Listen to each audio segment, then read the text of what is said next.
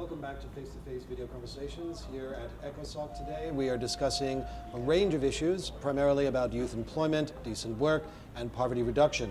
I am now joined by Mr. Magid Abdelaziz, who is the Special Advisor to the Secretary General in Africa. Thank you very much for being here today, sir. Thank you. I think maybe just to jump right into the question, of course, your specific area on Africa, and we've seen high growth rates.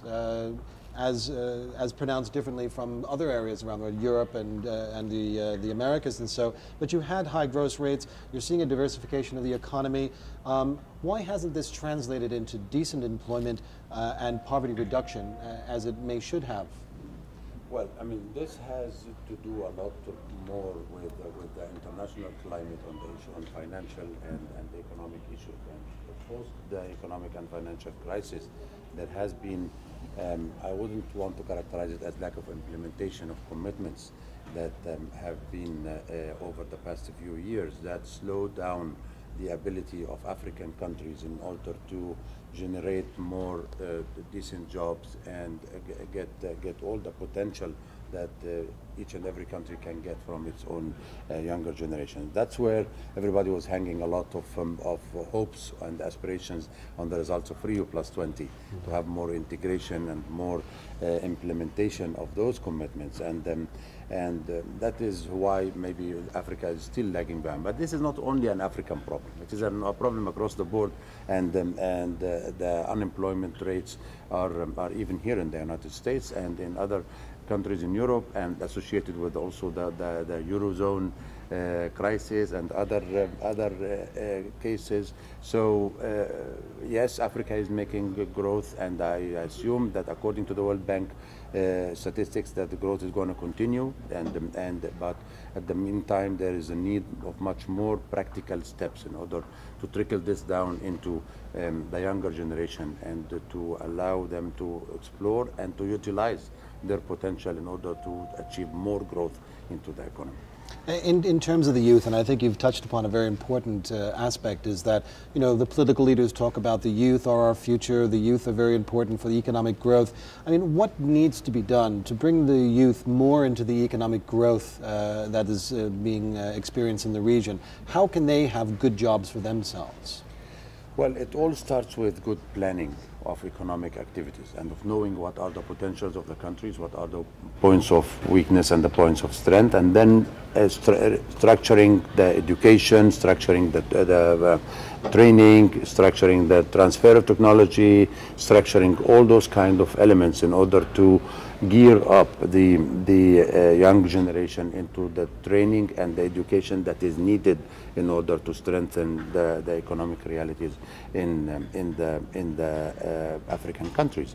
But the question is that African countries lack ability in order to do this kind of global forecast of economic future for the next 10, 20, 30 years. And that is where much more assistance is being given by the United Nations in order to enable African countries either to first to develop their own strategies and their own ways that they would like to, pursue, and then second is to enable them economically and to enable them by training and to enable them by technological means that are available in the market. But as I said, the issue here is the issue of implementation. There is no really transfer of technology that is taking place. Very low profile on this particular issue.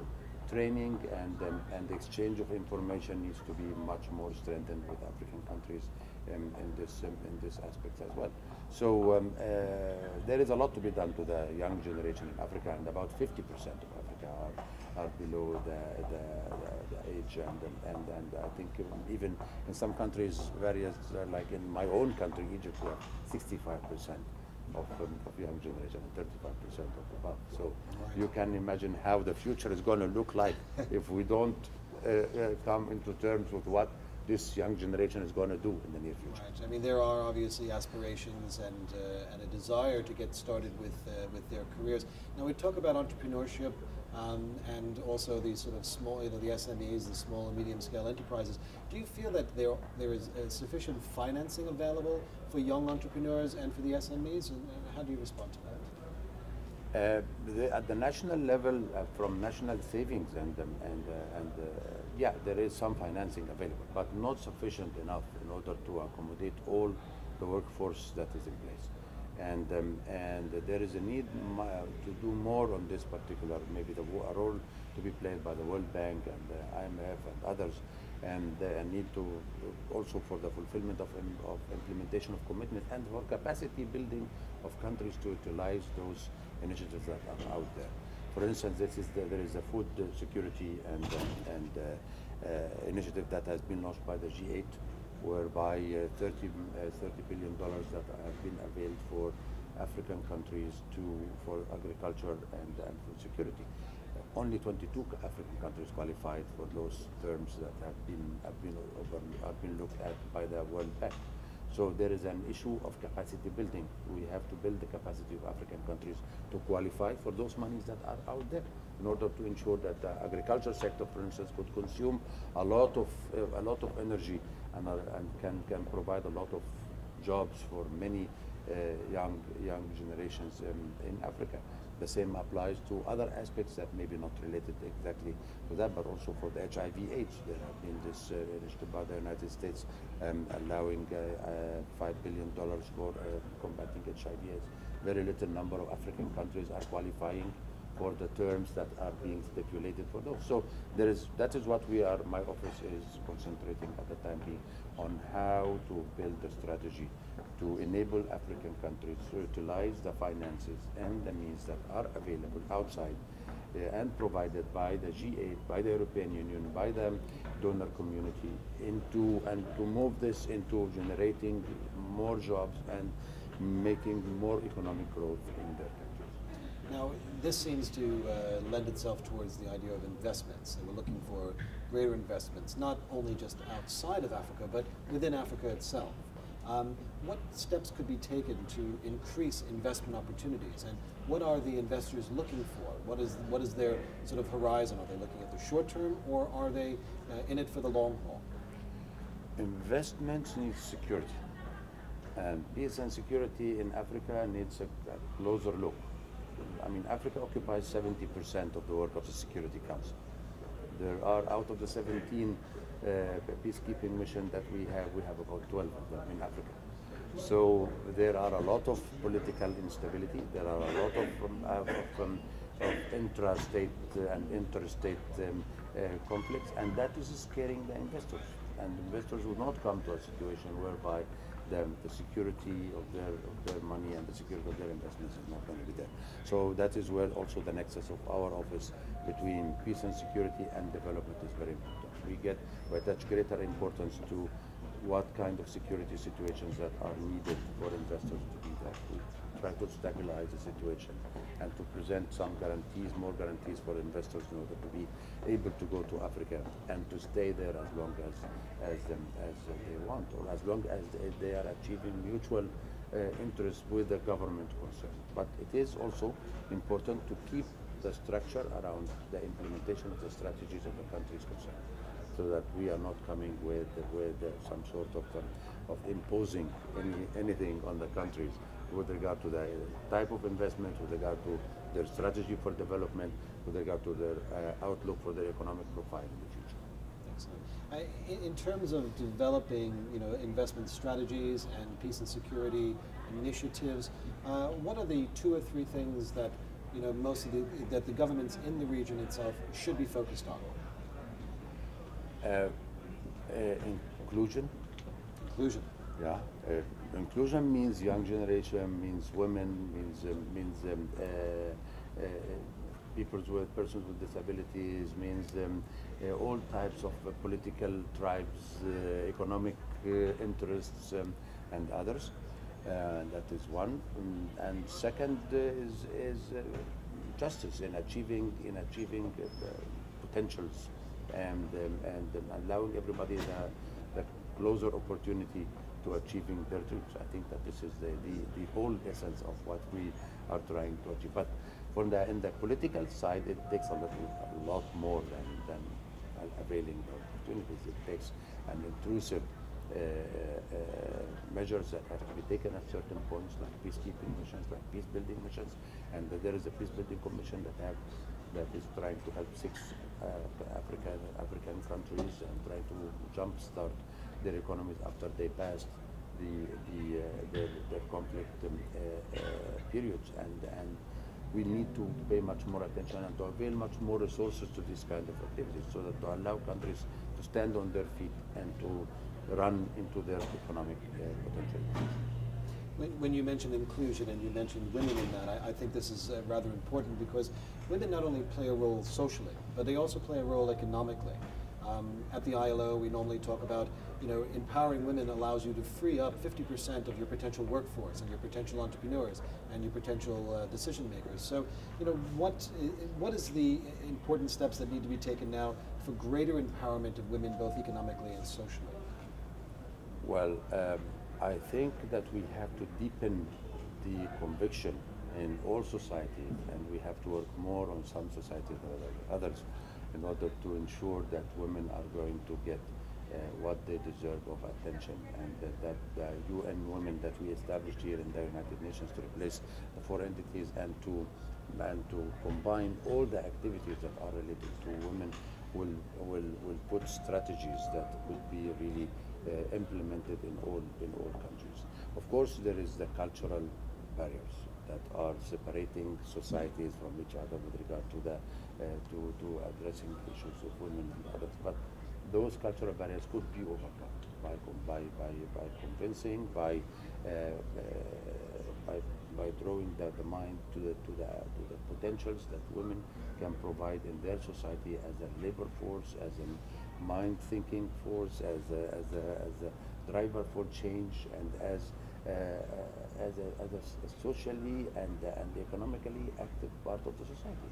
I think that we have a lot to be achieved in the next phase with regard to the advancement of women and streamlining all the activities on the economic and social side in order to meet that. And what's your sense on that? Do you think this will move forward quickly, or do you feel that there's I still sense it will move forward quickly, but with certain issues that are maybe separating. Like for the last session of the Committee on the Status of Women, we could not reach conclusion because there are sensitive issues related to reproductive health, related to free sexuality, related to other issues, and those issues we have to address very clearly and with very sensitive mind in order to overcome the difficulties that led to the lack of agreed conclusion in the last meeting.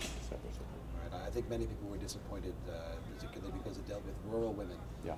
And this is a very key issue for the African continent. Yeah. So Absolutely. I hope this year we have success in getting an agreed conclusion. Let's keep fingers crossed. In looking at this, I'd be remiss in not mentioning NEPAD, and of course that innovation and how that's moved forward. Can you speak a little bit about some of the successes and some of the challenges that remain? Well, NEPAD is running on 9 chapters of activities, and they are combination of peace and security, human rights, and development. One of the major successes of NEPAD is the African peer review mechanism, the human rights peer review mechanism, whereby 33 African countries have been reviewed. It's a unilateral and it is voluntary process whereby African countries step to the African Union and say, we want to be reviewed, we want our human rights situation to be reviewed. It is as intrusive as a universal peace review, a universal human rights review that is done by the Human Rights Council, but it is done within the African parameters, and it is a prelude for countries to have to step over to the Human Rights Council in order to be reviewed there. So that is also our commitment from Africa on issues of governance, on issues of human rights, on issues of women, of children, of other. So that is one of the major achievements. Also on the issue of governance, and we have made a long way on that. The African Union now does not recognize any unlawful change of government, and took a firm stand in certain situations, like when the situation developed in Libya, when the situation developed in Tunisia and in Egypt and in other places. It took a very firm stand on this issue. So that is how Africans show that they are committed to the basic principles of modern societies and of rule of law that are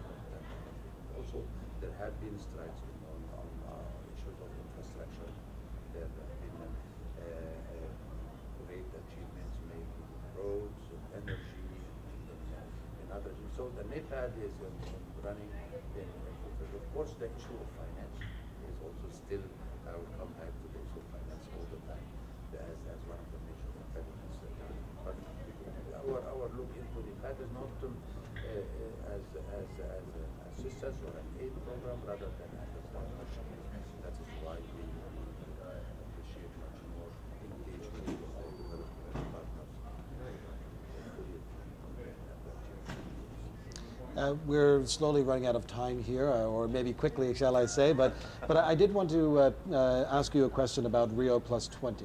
Obviously, there was great enthusiasm that something would come out of that, very tangible. I think we're a little bit disappointed that it didn't go far enough. Maybe you can tell us what have been the outcomes of Rio Plus 20 which have encouraged you, and what do you need to do more in the African region regarding the sort of economic, social, and environmental pillars? Well, I mean, Rio Plus 20, I wouldn't say Rio Plus 20 is a failure. Rio Plus 20 is the art of the possible success at this particular time, where crisis is looming everywhere. So there have been successes, there have been agreements on many important fronts. We agreed on the Sustainable Development Goals, and we referred it back to the General Assembly to work on it. And we agreed on strengthening the UNEP. We agreed on the basic rules for production and consumptions. We agreed on supporting the Secretary General's initiative on energy. We agreed on many other fronts. The fact that the document is lacking any numbers, any figures, any strict commitment of that, it should not discourage us from continuing to pursue this here in the General Assembly through the implementation process of Rio Plus 20 and through shaping the United Nations Agenda for Development post-2015. The MDGs are going to finish in 2015, and the evaluation process has just started, and we're going to finish with this by the middle or end of next year. And then there's going to be a high-level meeting on what exactly do we expect the economic forecast to be post-2015. And by that time, I hope that I will be in a better position to give you live examples. Well, I'm going to put you on the spot here. What is your thoughts about the success? I am always an optimist, so I would think that we will be successful in implementing that. We are very much supportive of the African countries, and because Africa has been the only continent that had a unified position adopted at the summit level in preparation for Rio Plus 20, and we knew exactly what do we want. So we will be continuing to support Africa to achieve what we had in our plan, and at the meantime to achieve and to implement what we have agreed in cooperation and in conjunction with other partners. Wonderful. Well, Mr. Bagheet Abdelaziz, thank you very much. It was a pleasure to speak to you today. Special Advisor to the Secretary General on Africa. Right now we're going to take a short break, and we'll be back with our final guest today. Thank you very much.